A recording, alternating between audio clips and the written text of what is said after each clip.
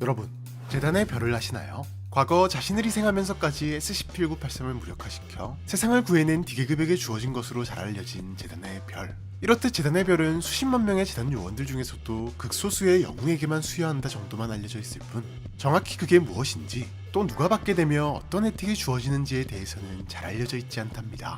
하지만 재단의 별 수훈자에게는 재단에 몸담았던 사람이라면 누구든 한 번쯤은 받고 싶다는 생각이 절로 들게 만드는 각종 대우와 혜택이 주어진다고 하는데요. 그리고 그 중에는 오직 수훈자에게만 공개되는 아주 특별한 기능이 숨겨진 물건이 있다는 사실. 오늘은 재단 최고의 훈장인 재단의 별과 SCP-1000-KO에 대해서 알아보도록 하죠. 1944년, 재단의 수뇌부는 큰 고민에 빠진답니다. 갈수록 커져가는 재단의 영향력만큼이나 재단이 처리하는 일의 규모 역시 커져가고 있었는데, 그 중에는 세계화 인류의 존망이 걸려있는 위험천만한 일들도 종종 발생하곤 했는데요. 제 아무리 재단이라 할지라도 누군가의 희생이나 비난은 용기 없이는 쉽사리 해결하기 힘든 일이었지만, 놀랍게도 그때그때마다 자신의 안전보다는 세상과 인류의 안전을 선택하는 영웅들이 나타나는 기적이 일어났고, 덕분에 세상은 변칙적 위험으로부터 수십 년간 안전하게 지켜질 수 있었답니다. 사실 이 정도의 활약이라면 세상 모든 사람들에게 히어로나 영웅으로 칭송받아야 마땅할 일이었지만, 재단은 그 존재 자체가 세상에 알려져서는 안 되는 단체이다 보니 그들의 활약 역시 세상에 알려지면 안 되는 일이었는데요. 이런 안타까운 상황이 반복되자 재단 내부적으로라도 그들의 용기와 희생을 칭송하고 합당한 보상을 지급하는 시스템이 필요하다고 생각한 것이랍니다. 이후 재단 수뇌부는 오랜 고민 끝에 보훈부라는 특별 조직을 창설한 뒤 재단 최고 등급의 유일무이한 훈장을 만드는데요. 이것이 바로 재단의 별의 시작이랍니다.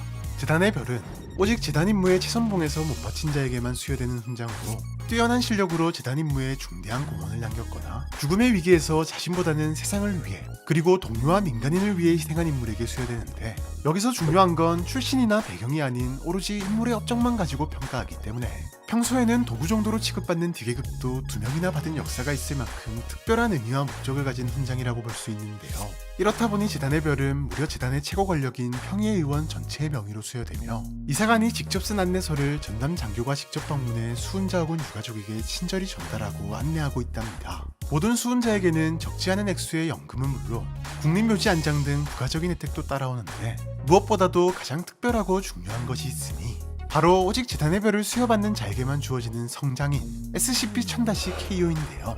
1000-KO는 흉장과 감사패 두 가지 형태로 제공되는데, 이는 재단이 직접 만든 타운웨일 등급의 변칙 도구로 수훈자와 주변인을 특정한 변칙적 위험으로부터 보호해주는 기능을 가지고 있답니다. 사실 1000-KO에 이런 특별한 기능이 추가된 것은 그리 오래되지 않았는데, 추가할 수밖에 없게 만든 충격적인 사고가 벌어졌기 때문인데요. 1999년, 재단은 한 요주의 인물을 체포하는 데 성공한답니다. 그는 강력한 현실 조작 능력을 이용해 크고 작은 사건을 일으켰음에도 손쉽게 재단의 포위망을 빠져나가며 오랜 시간 재단을 괴롭혀온 인물이었는데요. 하지만 뛰어난 실력을 자랑하던 맥스 요원이 용기 있는 공격을 감행한 덕분에 아주 작은 빈틈을 만들어낼 수 있었고, 드디어 체포에 성공. 수년간의 악연이 끝나는 듯 보였지만 이송 중 갑자기 그가 사망하는 돌발 상황이 발생한답니다. 놀랍게도 녀석은 스스로 목숨을 끊은 것이었고, 이 극단적인 선택의 이유는 다름 아닌 자신의 목숨과 피를 바쳐 아주 악독한 저주를 남기는 것이었는데요. 지구 전체에 각인된 이 저주는 재단이 영웅으로 추앙하는 자에게 발동되는 강력한 죽음의 저주였고, 아마도 자신을 체포한 맥스 요원에 대한 원망 섞인 복수였던 것으로 보였답니다. 하지만 목숨마저 바친 녀석의 저주는 생각보다도 강했는데, 1999년 당시 살아있던 15명의 역대 재단의 별 수훈자 중 14명이 단 일주일 만에 모두 목숨을 잃는 충격적인 일이 발생한 것. 조사 결과 모두 말도 안 되는 불의의 사고가 원인으로 밝혀지면서 저주의 공포는 현실이 되어 다가왔고, 재단의 별 시스템을 아예 없앰으로써 저주의 대상이 생기지 않도록 하자는 의견이 제시될 만큼 이 사태에 대한 치열한 논쟁이 오고 갔지만, 재단의 최종 선택은 아무리 많은 비용과 시간이 소요되더라도 영웅들의 헌신을 추앙하는 일은 절대 그만둘 수 없다였고, 저주를 무효화시킬 수 있는 방법을 찾기 위해 빠르게 움직이기 시작했는데요. 박사들은 저주의 작동 방식을 연구함과 동시에 15명의 수훈자 중 유일하게 살아남은 한 명이 가진 특이점을 찾기 시작했고, 얼마 뒤 그가 소유 중인 한 물건이 저주를 막아줬다는 사실을 확인할 수 있었으니, 그가 가진 도검은 한국전쟁 당시 기념물로 하사받은 유물이었는데, 과거 특별한 일시에만 제작해 나쁜 기운을 물리치는 양기를 담도록 고안된 사인검의 일종으로, 그 중에서도 특별히 음의 성질을 가지는 재료로 만들어져 음과 양 두 에너지가 반발하게 만듦으로써 일정 수준의 변칙적 위험을 무력화시키는 기능이 활성화되고 있었답니다. 재단은 즉시 수소문 끝에 사인검 제작 장인을 찾아냈고, 온갖 연구를 통해 제조법을 복원, SCP-1000-KO를 만들어내는 데 성공하는데요. 실제로 감사패는 최대 500m, 흉장은 약 50m 범위 내에서 수은자를 죽음의 저주로부터 지켜주는 것은 물론 비물질적 변칙 위협을 막아주는 방어도구로서 필수적으로 지급되고 있답니다. 이외에도 1000-KO에는 간단한 비상신고 기능이 탑재되어 있어 각종 위험 상황 발생 시 감사패 뒤편의 버튼을 누르거나 옷에 달아둔 흉장을 잡아뜯는 것만으로도 인근에 위치한 재단기지 혹은 경찰에서 시간과 상황에 관계없이 최우선적으로 출동해 수은자와 그 가족을 보호한다고 하네요. 2022년 6월 20일 아침부터 제19기지 전체가 아주 떠들썩한데요. 기지 전체에 울려 퍼지는 경고음과 급하게 이동하는 경비요원들, 그리고 얼굴이 사색이 되어 CCTV를 지켜보는 박사들까지 도대체 무슨 일이 벌어진 것일까요? 사실 몇 시간 전 제19기지에 갑자기 정체불명의 나무상자가 생겨났기 때문인데요. 사실 나무상자 자체는 오래된 것으로 보였을 뿐 평범했지만 문제는 상자에서 정체불명의 조각상이 발견되었다는 것이랍니다. 약 1.6m 크기의 인간의 모습을 한 조각상은 여기저기 크고 작은 구멍과 균열이 존재하는 등 원래부터가 꽤나 심하게 손상된 상태였는데요. 특히 총 3개체 중 2녀석은 갑자기 목 부근이 부서지며 완전히 파괴되어 버린 탓에 그중 한 녀석만이 멀쩡한 상태로 남아있었는데 녀석은 함께 온 녀석들이 부서졌다는 것을 알아챈 것인지 갑자기 두려워하며 뒷걸음질치기 시작했고 그 순간 어찌된 일인지 모든 요원들의 몸이 꼼짝도 할 수 없는 상태가 되어버렸는데요. 네, 아마도 녀석의 변칙성이 발동된 듯 보였답니다. 이후 녀석은 즉시 SCP-7103으로 지정되었고 격리를 위한 관찰에 돌입하는데요. CCTV 분석 결과 박사들은 녀석의 시선이 요원들을 향하는 시점부터 요원들의 움직임이 멈췄다는 점, 일정 범위 내에서만 움직임이 제약된다는 점 등등 녀석의 변칙성이 시야와 관련이 있다는 것, 조금 더 정확히는 시야 범위 내에 있는 사람의 움직임을 멈추게 만드는 것이라 추정했고 이를 원천 봉쇄하기 위해 외부가 어둡게 칠해진 격리도구를 이용해 녀석을 포획하는 작전을 준비한답니다. 아니나 다를까 녀석의 시야가 차단되는 순간 요원들의 움직임은 원래대로 돌아왔고 어렵지 않게 7103의 포획에 성공할 수 있었으니 포획 이후 7103은 제19기지에 위치한 표준격리 방사장으로 옮겨졌는데요. 녀석은 분명 조각상임에도 흡사 인간처럼 주변 환경을 인식하는 것은 물론 자유롭게 움직이는가 하면 격리 직후에는 어딘가로 무선 조난 신호를 보내는 등 분명한 지성을 가진 것으로 확인되었답니다. 다만 왜인지 인간과의 접촉만큼은 변칙성을 이용해 길을 쓰고 피하려 했는데 이는 다른 두 녀석이 그랬듯 인간과의 접촉이 7103으로 하여금 치명적인 파괴를 유발하기 때문이 아닐까 추측하고 있는 상황인데요. 상황이 이렇다 보니 녀석의 정체나 변칙성의 원리는 아직까지 알아내지 못한 상태이며 그저 변칙성을 고려해 녀석이 알아채지 못하게 은폐시켜 놓은 관찰창을 이용해 지속적인 관찰 및 감시를 진행, 추가적인 정보를 수집하고 있답니다. 다만 얼마 전 7103의 정체와 관련해 한 가지 흥미로운 가설이 제시되었는데 최초 발견 당시 작성된 초기 보고서의 내용과 감시 장비에 녹화된 영상에 따르면 7103은 공간현실 왜곡 현상이 발생한 직후 생겨난 것으로 확인되었다는 점인데 즉, 녀석이 다른 차원 혹은 다른 우주에서 우리 우주로 넘어왔을 가능성이 높다는 것. 게다가 특히 눈여겨볼 점은 7103과 함께 나타난 상자 옆면에서 발견된 글자와 문양인데 다름 아닌 제19연구소라는 글씨와 함께 재단이 사용하는 것과 상당히 흡사한 모양의 문양이 새겨져 있었다는 것이랍니다. 또한 녀석의 몸통 부분이 연구복의 형태, 그것도 재단의 연구복과 상당히 흡사한 외형을 가진 연구복의 형태로 조각되어 있었다는 점, 부서진 조각상의 가슴 주머니 안에서 금속 카드 하나가 발견되었는데 형태부터 구성 요소까지 소속 부서가 생물인류학이라는 점 말고는 재단 요원에게 배부되는 카드와 비슷한 형태라는 점 등등 어쩌면 7103이 존재하던 우주는 인간과 SCP의 입장이 뒤바뀐 우주, 다시 말해 7103과 같은 변칙성을 가진 존재가 재단과 같은 단체를 만들어 비변칙적인 인간을 연구하는 우주일 가능성이 높아 보인다는 것인데요. 그리고 만약 이것이 사실이라면 7103의 우주와 소통에 성공하는 것만으로도 SCP 연구에 대한 상당한 진보가 있을 것으로 예상되기에 현재 박사들은 7103이 보낸 조난신호 메시지 내용과 수신인을 밝혀내기 위한 연구에 몰두하고 있다고 하네요. 수천 개가 넘는 다양한 변칙적 존재를 안전하게 격리할 수 있는 최첨단 격리실부터 생각하는 대로 세상을 바꿔버릴 수 있는 초능력을 완벽하게 봉인하는 장치는 물론 완전히 망해버린 세상을 원래대로 복구할 수 있는 미친 장치까지 만들어낸 재단. 이렇듯 재단이 가진 기술력은 명실상부 세계의 그 어떤 집단보다도 뛰어난데요. 하지만 그런 재단조차도 갖지 못한 기술이 있었으니 바로 순간이동 장치랍니다. 네, 세계 곳곳에서 튀어나오는 변칙개체 탓에 워낙에 장거리 이동이 많은 데다 위험한 녀석들을 격리실까지 안전하게 이동시키기 위해서는 빠른 이동이 필수인 상황이다 보니 재단은 꽤 오래 전부터 순간이동 장치를 만들기 위해 엄청난 자본과 인력을 투자해왔는데요. 하지만 아쉽게도 결과는 항상 실패였답니다. 작동에 필요한 막대한 에너지를 확보할 방법을 찾지 못해 완성된 기기를 폐기하기만 수십 번 해 겨우 에너지를 확보할 방법을 찾아냈지만 극도로 낮은 안정성 문제를 해결하지 못해 결국 프로젝트 자체가 완전히 엎어지는 등 재단에게 있어 순간이동 장치는 절대 넘을 수 없는 벽 같은 존재였고 그나마 제한적인 순간이동 특성을 가진 변칙개체를 활용하는 것이 최선인 상황이었는데요.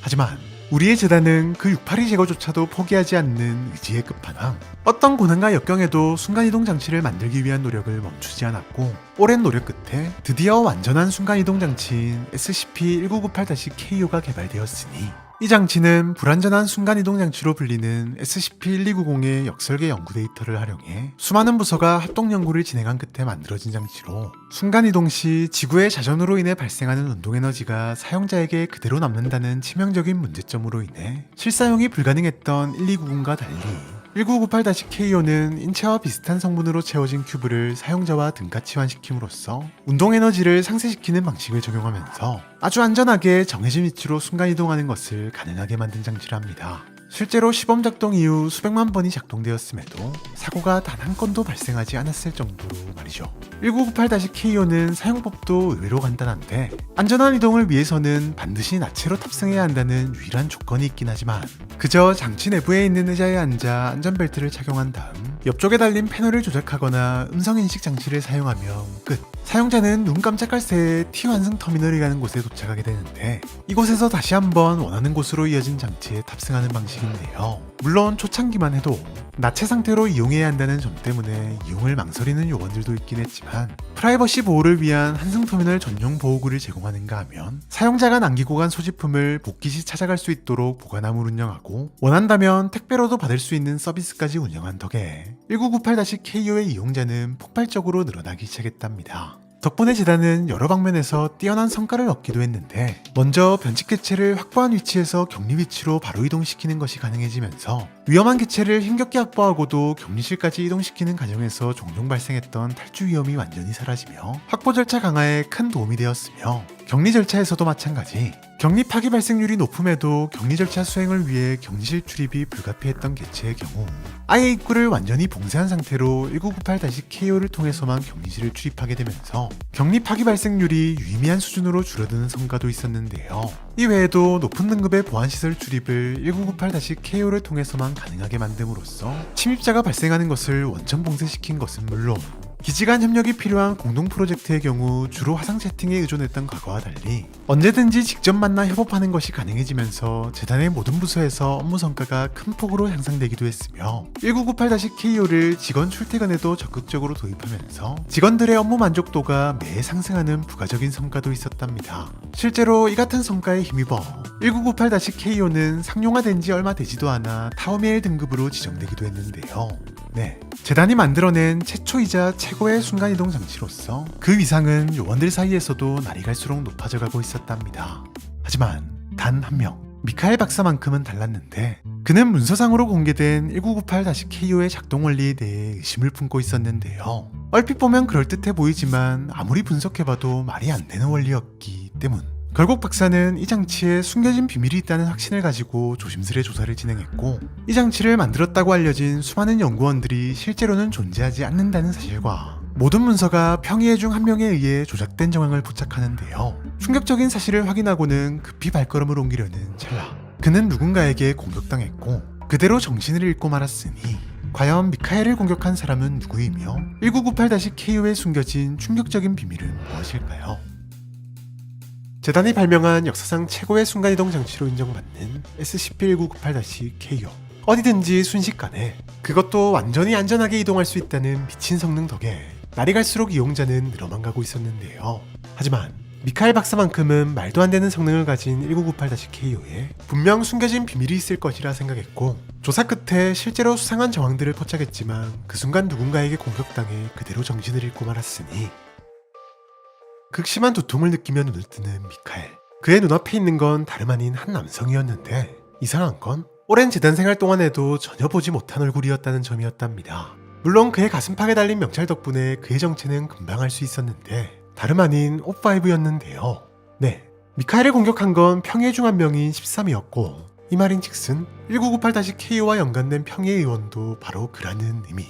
화가 난 미카엘은 그에게 대체 무슨 짓을 꾸미는 거냐고 따졌지만 돌아오는 대답은 여러모로 가히 충격적이었답니다. 그가 희대의 순간이동 장치로 알려진 1998-KO의 실체에 대한 이야기를 들려줬기 때문인데요. 13은 통칭 M이라 불리는 프로토타입 장치 하나를 완성한답니다. 완성과 동시에 D계급을 활용해 시연에 돌입하는 13.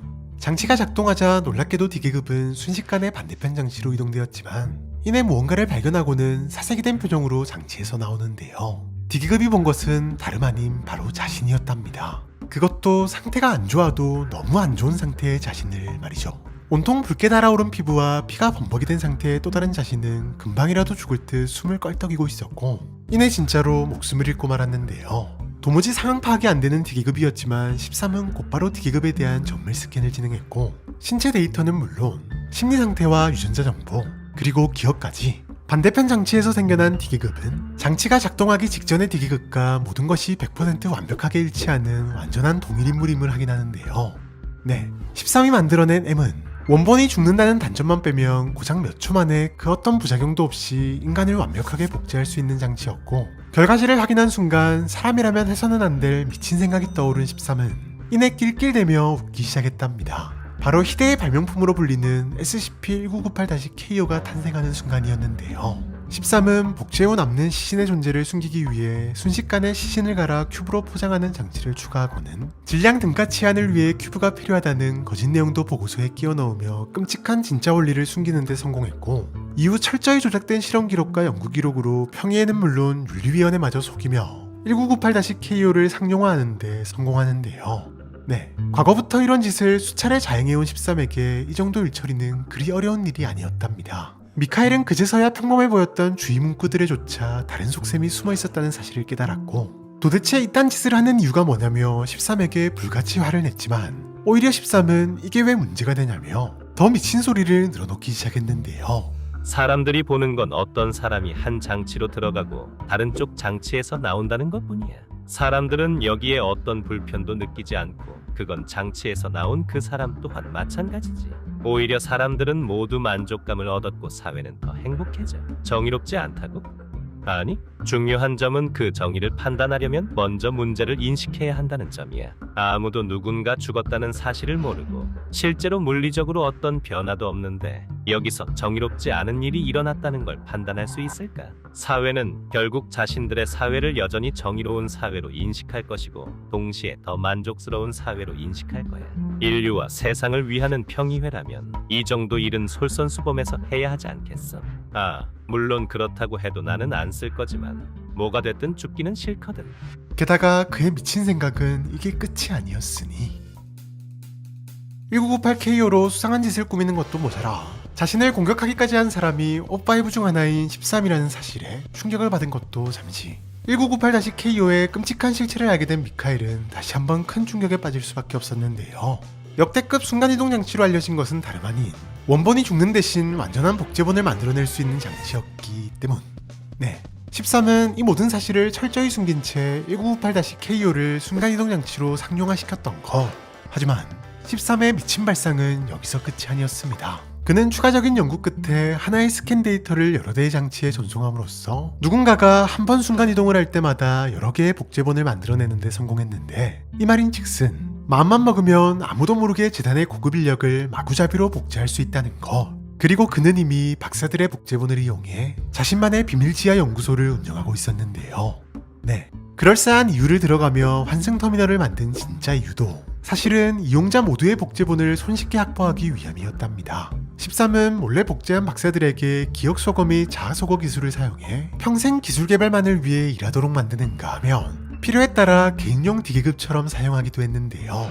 네, 기술 개발을 통해 인류와 세상에 이바지한다는 핑계 아래 평범한 인간이라면 감히 상상도 할 수 없는 엄청난 일들을 해오고 있었던 것이랍니다. 하지만 미카엘도 보통은 아니었는데 이런 상황이 발생할 것을 대비해 최후의 수단 몇 가지를 준비해뒀기 때문. 먼저 미카엘은 숨겨둔 총으로 13을 공격했고 그대로 쓰러지며 고통을 호소하는 13. 미카엘이 준비한 총알은 조금 특별했는데 부서진 시내 교단에서 만든 것으로 추정되는 물건으로 죽을 때까지 내장을 헤집어 놓는 극악의 무기였기 때문인데요. 13이 살 수 있는 유일한 방법은 절대 사용하지 않는다고 말했던 1998-KO에 스스로 들어가는 것뿐인 상황. 미카엘은 13을 당장 죽일 수도 있었지만 한편으론 13이 직접 복제를 겪으며 조금이나마 반성하길 바랬기에 그가 장치로 들어가는 것을 지켜보고 있었답니다. 하지만 이 아니란 생각이 미카엘의 패착이었으니 반대편 장치에서 나타난 13은 집 곳곳에 숨겨두었던 총으로 곧바로 미카엘을 제압했고 미카엘은 더 이상 도망칠 수도 또 저항할 수도 없는 상태가 돼버렸는데요.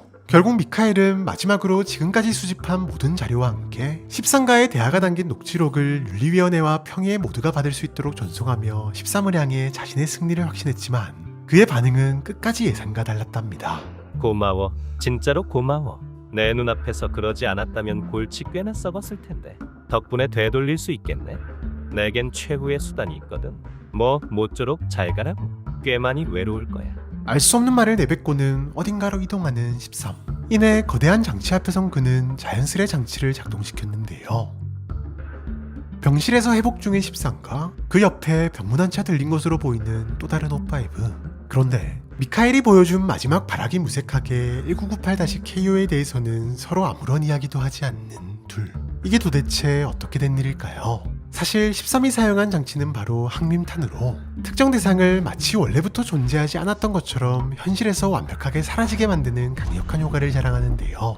네, 일반적인 방법으로는 수습이 불가능하다고 판단한 13이 1998-KO와 관련된 모든 것들을 완전히 삭제시킨 것이었답니다. 물론 그는 이런 상황이 꽤 익숙하다는 듯 D계급 수십 명을 불러와 억지로 기억을 떠올리게 만드는 기억제를 주입, 자신이 미리 백업시켜뒀던 모든 정보를 확인할 수 있었고 재미난 경험을 잊게 되었다는 사실에 아쉬움을 토로하며 자신의 실수에 대해 복귀하기 시작했는데요. 그리고 그 순간 13의 머릿속을 또 하나의 미친 생각이 스치고 지나갔답니다.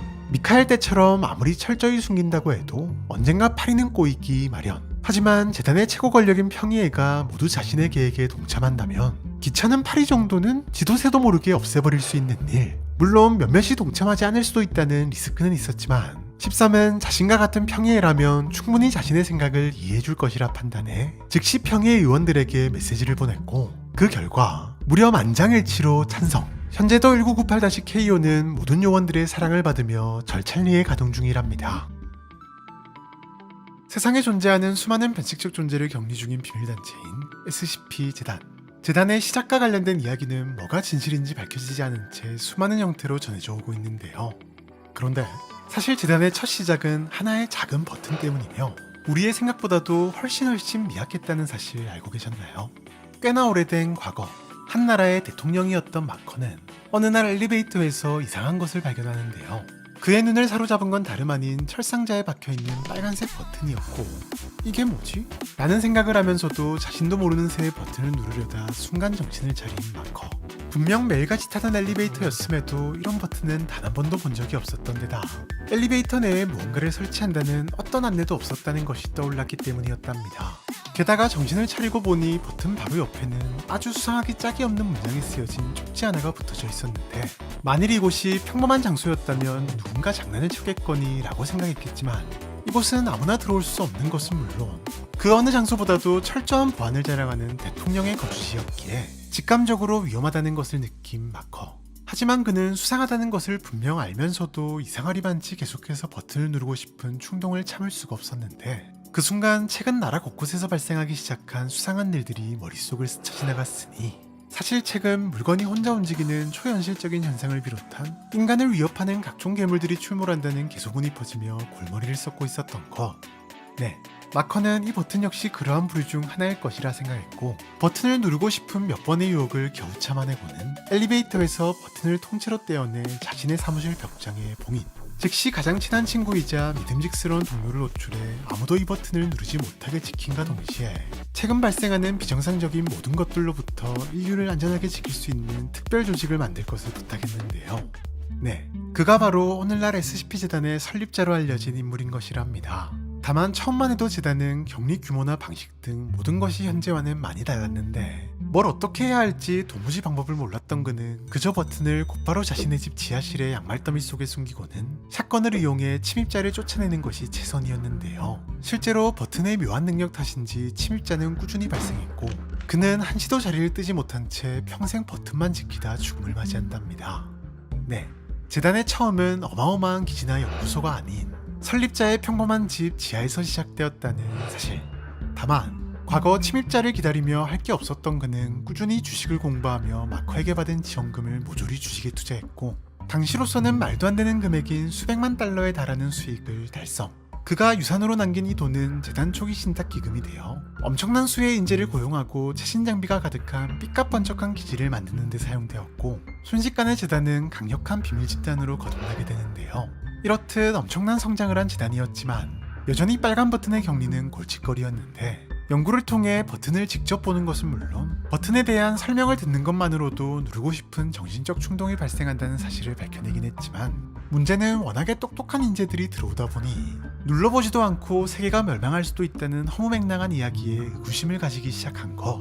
이러한 과학적 의구심에 버튼 특유의 변칙성이 더해지자 수많은 요원들과 박사들이 실제로 무슨 일이 일어나는지 궁금하다는 이유로 버튼을 누르려 시도했고 여기에 끊이질 않는 외부의 침입까지 더해져 무려 수만 번에 달하는 시도가 발생. 실제로 격리 실패 직전까지 간 경우도 많았는데요. 물론 아직까지도 버튼을 눌렀을 때 진짜 세상이 멸망하는지는 아무도 알 수 없지만 아이러니하게도 그렇기에 누구도 누르지 못하게 봉인된 상태랍니다.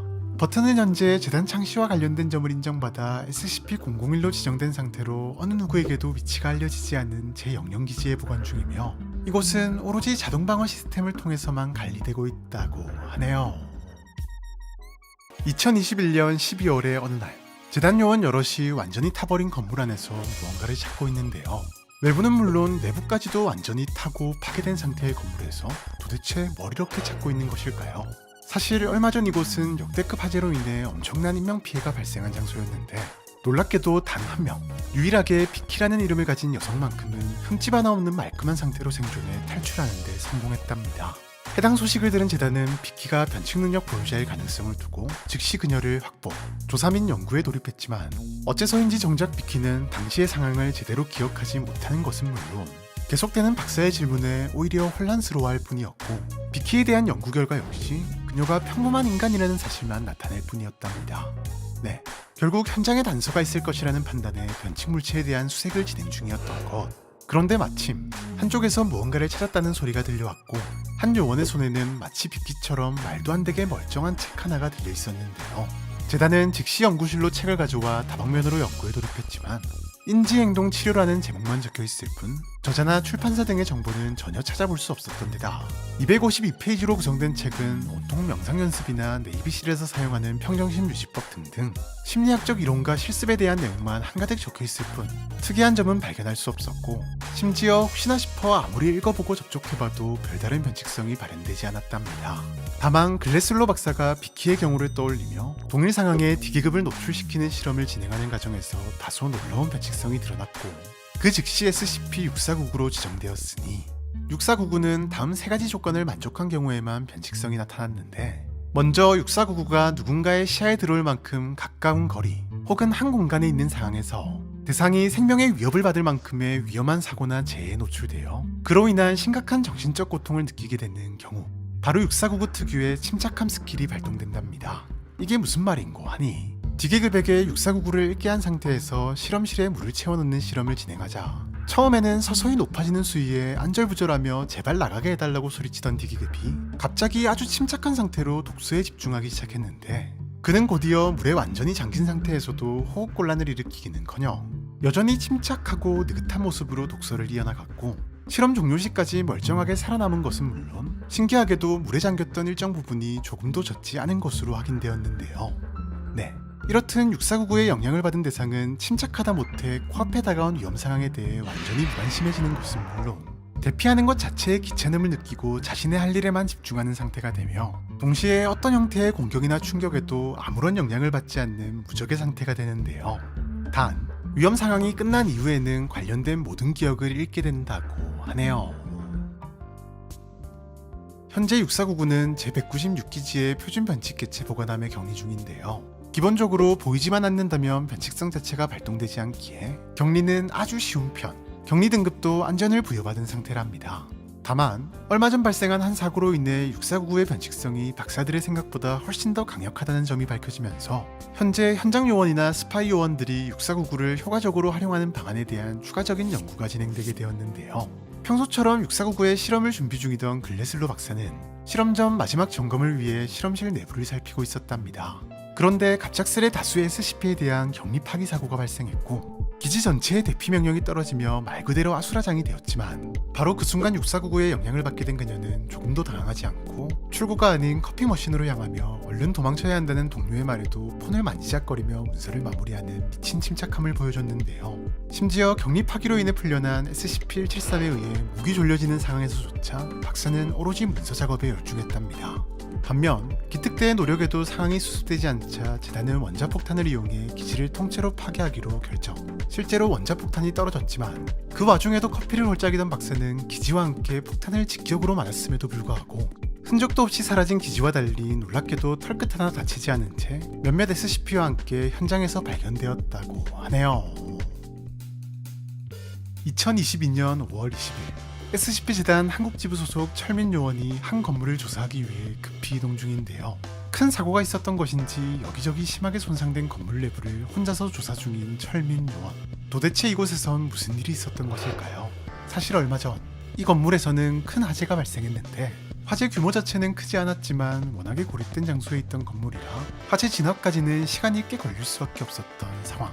결국 많은 수의 사람들이 다치는 안타까운 사고로 이어졌고 이후 해당 사건이 뉴스로 전해지면서 자연스레 한국지부 요원들의 기획까지 들어가게 되는데요. 어쩌면 당연하게도 하나같이 안타까워하는 반응이었지만 철민 요원만큼은 조금 달랐답니다. 지극히 평범해 보이는 사고에서 어딘가 수상한 점을 발견한 것. 이번 사고로 다친 사람들에게는 묘한 공통점이 하나 있었는데 다름 아닌 구출 직전까지도 모두 사무실 문 앞에 모여 있었다는 것인데요.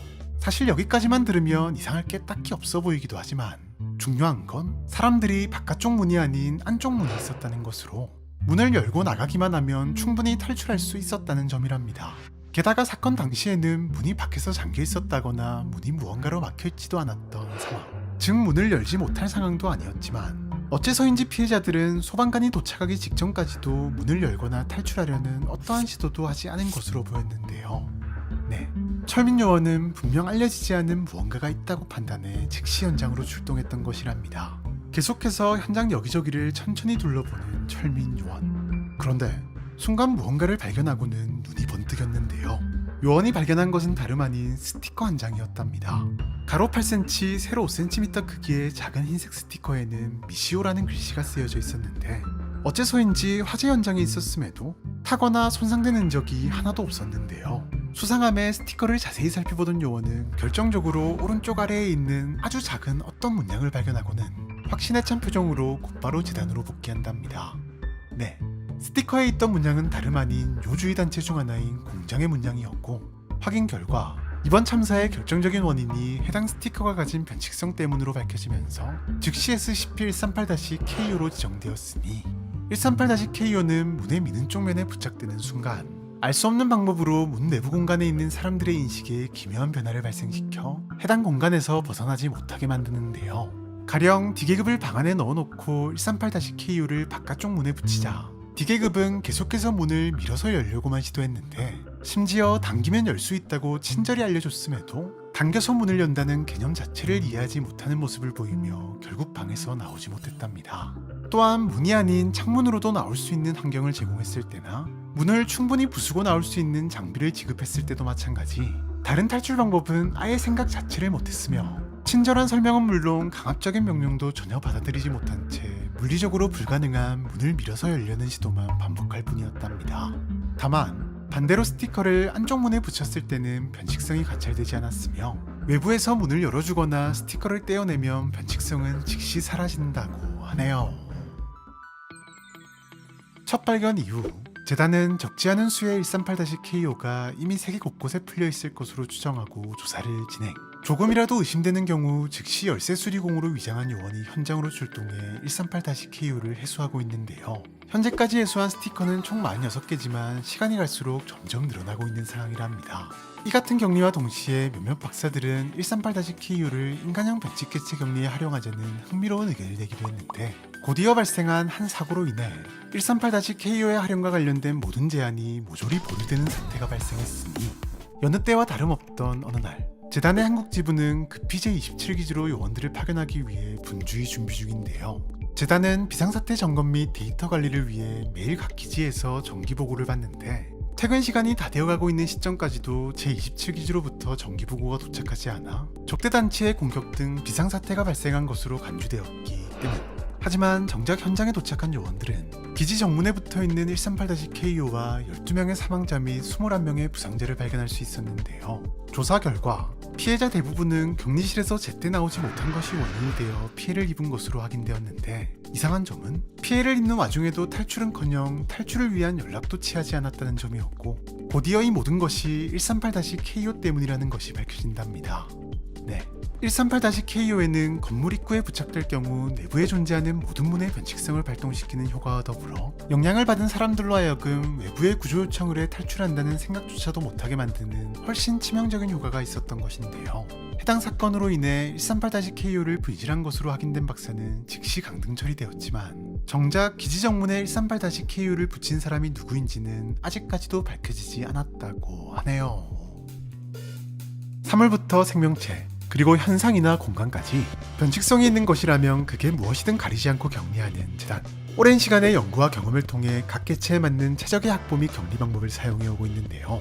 하지만 가끔은 정말 말도 안 되는 변칙성을 가진 존재들을 맞닥뜨리는 경우도 있는데, 이 경우 일반적인 방법으로는 사실상 격리는커녕 확보 자체가 불가능한 경우가 대부분이랍니다.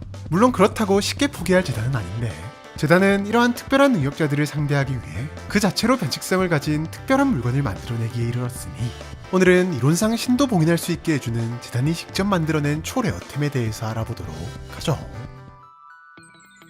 전지전능, 대개 신하면 빠지지 않고 따라오는 수식어 중 하나인데요.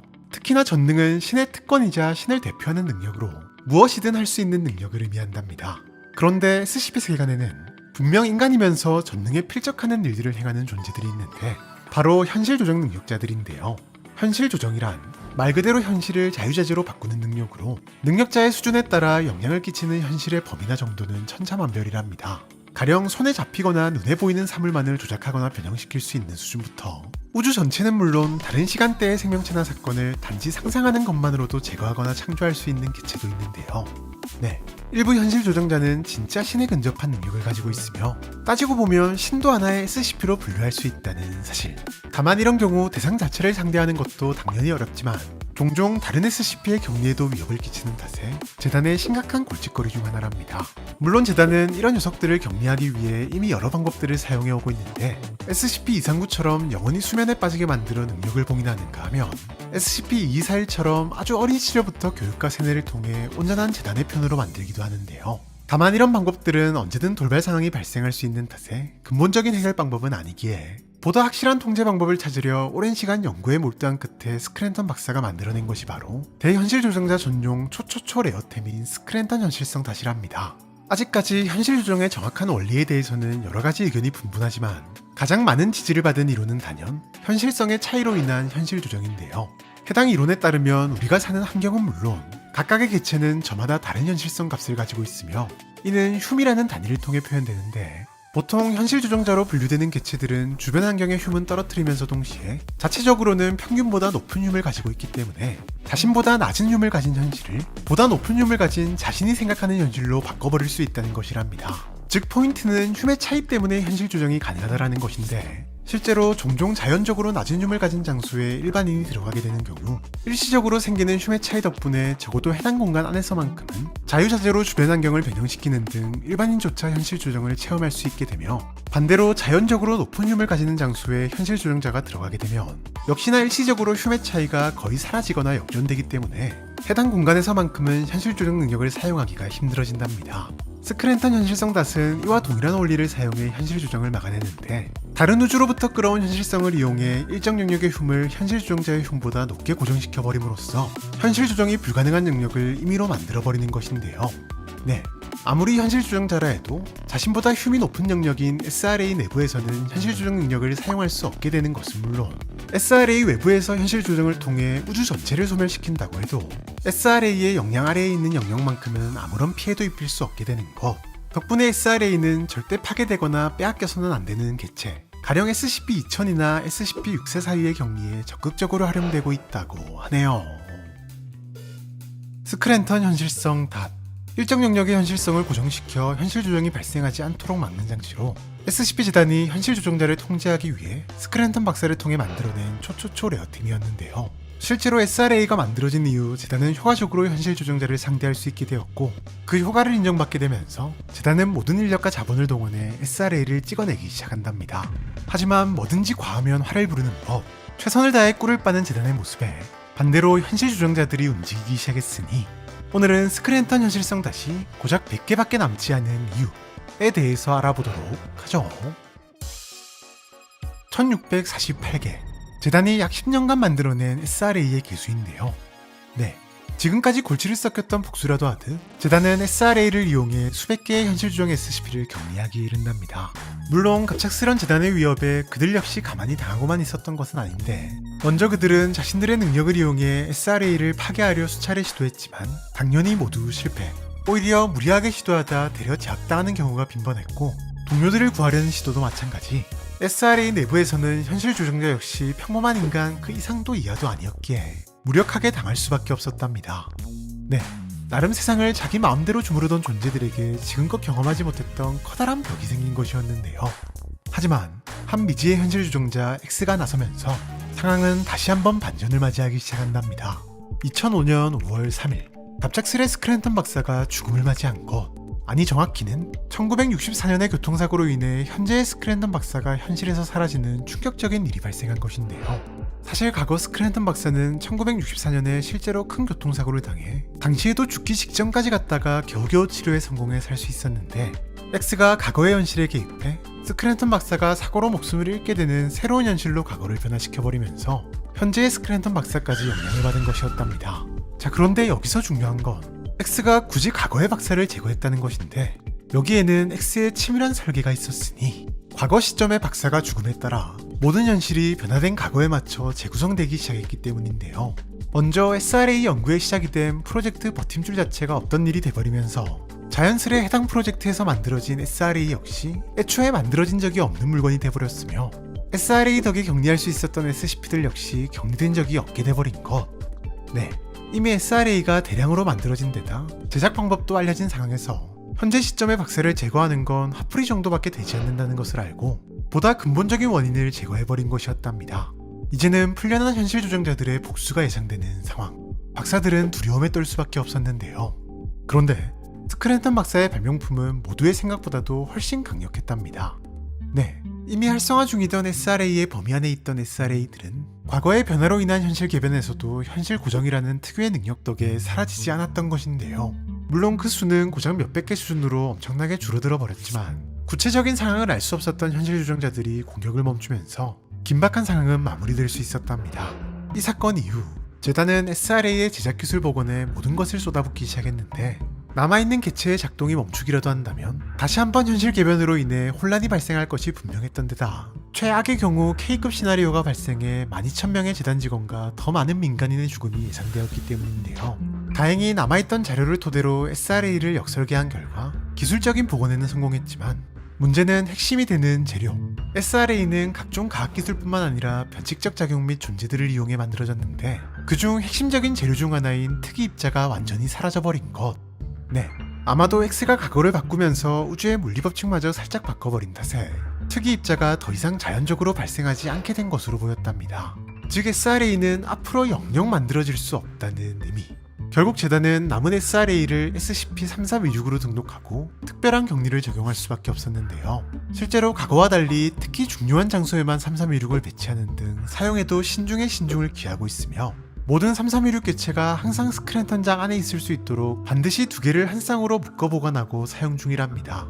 또한 각각의 묶음에는 기동특무부대 로2, 통칭 뜀뛰기 개구리 대원이 배치되어 모든 감독을 맡고 있으며 이동 시에는 기지 이사관의 허가 아래 기동특무부대 로3, 통칭 황소개구리의 호송 아래에서 진행되어야 한다고 하네요. 2011년 캘리포니아의 한 해안, 어부인 윌 씨는 평소처럼 물고기를 잡기 위해 바다로 나섰는데요. 그날따라 왠지 모르게 감이 좋았던 윌 씨였지만 역시나 감과 성과는 별개의 문제인가 봅니다. 이상하게도 하루 종일 입질이 오지 않았고 어느새 해도 뉘엿뉘엿 저물고 있었는데요. 결국 오늘은 이만 접어야 하나 라는 생각이 들 때쯤 갑자기 쿵 하고 뭔가에 부딪힌 윌 씨의 배. 놀란 윌 씨는 즉시 배 밑을 확인했고 그곳엔 죽어가고 있는 흑상어 한 마리가 있었답니다. 평소라면 혼자서는 잡기가 상당히 까다로운 녀석이었기에 윌 씨는 오늘 하루의 부진함을 보상받았다는 생각에 기쁜 마음으로 분주히 움직이기 시작했는데요. 그런데 그 순간 눈에 들어온 이상한 점 하나. 녀석의 한쪽 가슴 지느러미에 밝게 빛나는 글씨가 새겨져 있었던 것. 글씨는 정확히 원더테인먼트 박사 소유 라고 적혀 있었고 다시 보니 상어가 임신도한 상태라는 것을 확인한 윌 씨는 누군가가 불법적인 동물학대를 벌였다고 판단해 즉시 해양경찰에 신고를 진행했는데요. 다행히 해당 신고 접수를 자미활동 중이던 재단의 셰리 요원이 맡게 되면서 즉시 현장으로 요원들이 출동했고 비밀리에 상어를 확보하는 데 성공한답니다. 다만 확인 결과 이상하게도 상어 자체는 아무런 변칙성이 없었고 박사들은 혹시나 하는 마음에 뱃속에 있는 새끼를 확인하기로 결정. 수술을 통해 산채로 6마리를 꺼내는 데 성공했고 녀석들은 즉시 SCP-1373으로 지정되었는데요. 1373은 보시다시피 딱 보기에도 범상치 않은 외형을 가지고 있었는데 일단 몸 전체가 하얀 알비노를 앓고 있었으며 일명 외눈박이라고도 불리는 다난성 완전 전뇌증까지 앓고 있었답니다. 네, 보통 하나도 가지기 드문 질병을 6마리 모두가 똑같이 가지고 있었는데요. 게다가 녀석들은 특이한 외형에 어울리는 위험천만한 변칙성도 가지고 있었는데 바로 눈에서 레이저를 발사하는 것. 마치 총처럼 지느러미에 가해지는 압력에 따라 다양한 세기의 진짜 레이저를 발사했고 실험 결과 조그만한 체구임에도 100m 이내에 있는 금속을 완전히 불태우기에 충분한 수준인 수천 와트 세기의 레이저를 방출하는 것도 가능한 것으로 확인되었답니다. 이에 박사들은 1373의 변칙성을 파헤치기 위해 즉시 연구에 돌입했지만 예상치 못한 사고로 인해 연구는 금세 중단될 수밖에 없었는데 레이저 실험 도중 발생한 열로 인해 내부 장기가 구워지면서 한 마리가 그대로 직사해버렸고 이후 조심스럽게 실험을 진행했음에도 이번엔 눈에 불이 붙으며 또다시 한 마리가 직사하고 말았는데요. 결국 개체수 보호를 위해 잠시 모든 연구가 중단되었지만 그마저도 수조에서 보관 중 갑작스레 한 마리가 발작을 일으키며 레이저를 발사. 나머지 녀석들을 모두 썰어버리며 모든 개체가 죽음을 맞이하고 말았으니 예상치 못한 사고로 1373을 모두 잃게 되면서 박사들은 멘붕에 빠질 수밖에 없었는데 그저 눈이 시각 기능을 전혀 하지 못하며 내부가 레이저셀로 가득 채워져 있다는 사실만 알아낼 수 있었을 뿐 녀석들이 레이저를 만들어내는 원리는커녕 만들어진 목적이나 생태를 전혀 파악하지 못했기 때문. 다만 이런 박사들에게 다시 한번 기회가 찾아왔는데 비슷한 내용의 신고가 한 번 더 접수된 것. 윌 씨가 상어를 발견했던 장소에서 동쪽으로 160km 정도 떨어진 지점에서 접수된 신고는 임신한 상어의 배에서 이상한 빛이 난다는 보고를 마지막으로 끊겨 있었는데 1373과 관련된 사건이라는 것을 직감한 박사들은 즉시 요원들을 출동시켰지만 요원들이 현장에 도착했을 땐 이미 선원들은 레이저에 썰려 목숨을 잃거나 시력을 완전히 잃은 상태였고 어민 상어 역시 안쪽에서부터 발사된 레이저로 인해 죽은 상태였는데요. 게다가 녀석의 뱃속에는 최소 9개의 알집이 있던 것으로 확인되었는데 이 말인즉슨 최소 9마리의 1373 개체들이 바다 어딘가에 풀려났다는 것. 이에 녀석들이 추가적인 사고를 일으킬 가능성은 물론 번식의 가능성도 무시할 수 없었기에 즉시 녀석들은 1373-07부터 16으로 지정. 기동특무부대 세타5, 통칭 더 큰 배가 배치되어 근처의 모든 수상선박과 잠수선박을 조사해 수상한 파손 흔적을 조사함으로써 지속적으로 1373 개체를 추적하고 포획하는 임무를 맡고 있답니다. 여담으로 새롭게 발견된 상어를 정밀 검사하는 과정에서 뱃속에 있던 쪽지 하나가 발견되었는데 레이저 때문에 상당 부분 손상되긴 했지만 한 가지 분명하게 확인할 수 있었던 것은 대부분의 닥터 원더의 작품처럼 위험천만한 1373 역시 닥터 원더가 아이들의 장난감의 일종으로 제작한 것으로 보인다는 사실이었고 1373의 제작 재료로 사용된 것으로 보이는 상어 2마리가 인근 지역에서 발견된 것으로 보아 현재 제작 중인 개체가 더 많이 있을 가능성을 두고 추가적인 조사를 진행 중이라고 하네요. 세계 곳곳에 퍼져 저마다의 변칙성을 뽐내며 존재감을 드러내는 SCP들 못지않게 변칙적 존재에 대한 서로 다른 입장으로 수많은 신경전과 정보전, 그리고 쟁탈전을 벌이는 요주의 단체들 역시 재단의 중요 골칫거리 중 하나인데요. 특히 이들은 서로가 가진 중요한 정보나 물건을 지키고 또 쟁탈하기 위해 지금 이 순간에도 여러 노력들을 하고 있답니다. 보통 이때 가장 많이 활용되는 것이 어디에나 있으면서도 또 어디에도 없는 스파이일 텐데, 재단은 이 수많은 뿌락치들을 효과적으로 걸러내기 위해 아주 기가 막힌 방법을 사용해오고 있다는 사실. 오늘은 재단이 30년간 숨겨온 기밀 문서를 본 스파이의 최후 SCP-644에 대해서 알아보도록 하죠. SCP에 대한 수많은 고급 정보들이 존재하는 SCP 재단. 덕분에 기회만 된다면 재단의 정보를 빼앗으려 혈안이 되어 있는 단체들이 득실거리는데요. 다만 수많은 정보 중에서도 극소수만이 그 존재를 알고 있는 재단의 극비 중의 극비가 있는데 바로 SCP-644입니다. 사실 644는 그것이 무엇인지조차 제대로 알려져 있지 않지만 644에 적용 중인 격리 절차만 봐도 재단이 그것을 얼마나 소중하게 생각하는지는 충분히 알 수 있는데요. 일단 누구든 644의 격리시설에 접근하기 위해서는 까다롭기로 유명한 재단 방첩국의 허가를 받아야 하며 접근 시 위치 추적이 가능한 모든 도구 소지는 당연히 금지. 시설에 도착함과 동시에 즉시 기억 소고제를 투여해 요원들에게조차 위치를 숨기고 있답니다. 또한 격리시설 근처에는 각종 자동화 기기들이 설치되어 있는데 이 기기들은 모든 종류의 은신을 파악하는 것은 기본. 아무런 소란도 없이 적의 항공기를 흔적도 없이 소멸시킬 수 있는 것은 물론 각종 변칙적 무기류에도 대응이 가능해 사실상 모든 진입을 원천 봉쇄하는 수준인데요. 물론 이 모든 것들을 안전하게 지나쳐 격리시설 안으로 들어간다고 해도 끝은 아닌데 644의 격리시설 내부에는 16개의 완벽하게 똑같이 생긴 격리실이 있고 이 중 하나에만 644가 보관되고 있으며 이 위치는 재단 요원에게도 알려져 있지 않답니다. 심지어 각각의 격리실은 최소 50m 이상의 복잡한 미로로 연결되어 있어 현장에 배치된 요원들조차 헤맬 정도. 즉 일일이 찾아다니는 건 역시 당연히 불가능한데요. 네, 절대 빼앗기지 않겠다는 의지가 느껴질 정도랍니다. 하지만 이렇게 꽁꽁 숨기면 숨길수록 더 궁금해지고 가지고 싶은 게 사람의 마음. 그래서인지 적어도 644의 존재를 알게 된 요주의 단체라면 644의 정보를 얻기 위해 한 번쯤은 시도를 안 한 경우가 없을 정도인데요. 이는 재단 못지않은 규모를 자랑하는 GOC도 마찬가지. 이들은 일명 천리안으로 불리는 변칙적 시야 능력자까지 고용해 644의 정체를 확인하려 했지만 어째서인지 확인과 동시에 모두 목숨을 잃은 탓에 실패하고 말았답니다. 물론 GOC는 쉽게 포기하지 않았는데 그들은 곧바로 오로지 644의 정체를 밝혀내기 위한 스파이 육성에 돌입. 어린 시절부터 각종 훈련과 교육을 통해 엘리트로 키워낸 코드명 세븐 요원을 재단에 입사시킨 뒤 644와 간접적으로 연결된 부서에 들어가게 하는데 성공했는데요. 네, 바로 지금 644의 격리시설에 들어와 있는 헬 박사가 바로 그녀랍니다. 그녀는 계획대로 GOC의 위장 공격에 경비요원들이 정신이 팔린 틈을 타 몸속에 숨겨온 초소형 변칙개체 탐지기를 이용해 진짜 644가 들어있는 격리실까지 들어오는데 성공하는데요. 이제 남은 건 격리실 내부에 존재하는 안전장치들 뿐. 하지만 이 역시 완벽하게 깨고 있었던 세븐 요원은 안전장치가 반응하지 않는 최소한의 움직임으로 드디어 644가 들어있는 케이스를 손에 넣는데 성공한답니다. 네, 그녀는 물론 GOC에게도 수십 년간의 노력이 빛을 발하는 역사적인 순간이었는데요. 만에 하나 탈출이 불가능할 것을 대비해 즉시 케이스를 열어 내용물을 확인하는 세븐 요원. 그런데 그 순간 그녀가 갑자기 픽 하고 쓰러져 버렸답니다. 그리고 잠시 후 마치 이 상황에 익숙하다는 듯 격리실로 들어와 시체를 끌고 나가는 재단 요원들. 이게 도대체 어떻게 된 일일까요? 사실 644는 특별한 용도로 재단이 손수 만들어낸 변칙적 글귀로 누구든 73% 이상을 인지하는 순간 모든 신경이 완벽하게 정지돼버리는 현존 최고의 살상력을 가진 인식제인데요. 과거 스파이 활동 및 방지 대책이 고도화됨에 따라 몇몇 요주의 단체들은 세상의 모든 정보를 알거나 알 수 있는 일명 전지적 능력자를 활용해 정보전을 벌이기 시작했는데 이에 대응하기 위해 재단이 만들어낸 것이 바로 내용을 인지하는 순간 죽는 644였던 것. 특히 644는 전지적 능력자라는 특별한 목표만을 제거하기 위한 무기다 보니 뒷일 따윈 생각하지 않고 엄청나게 강력하게 만든 것은 물론 만에 하나 누군가에 의해 대응수단이 만들어질 것을 염려해 완성과 동시에 관련된 모든 데이터와 재료를 소각시켜버려 재단조차도 644를 보고 살아남을 방법을 모른다는 사실. 실제로 644가 만들어진 이후 현재까지 무려 8,000개체의 전지적 능력자가 모두 제거되었으며 앞으로 탄생하거나 만들어질 전지적 능력자들 역시 예외 없이 제거될 것으로 추정된답니다. 뿐만 아니라 GOC와 세븐 요원의 경우처럼 종종 아주 치밀하게 준비된 스파이까지 걸러주는 덕에 644는 타우메일 등급으로 지정되어 재단의 비밀 유지에 큰 역할을 하고 있다고 하네요.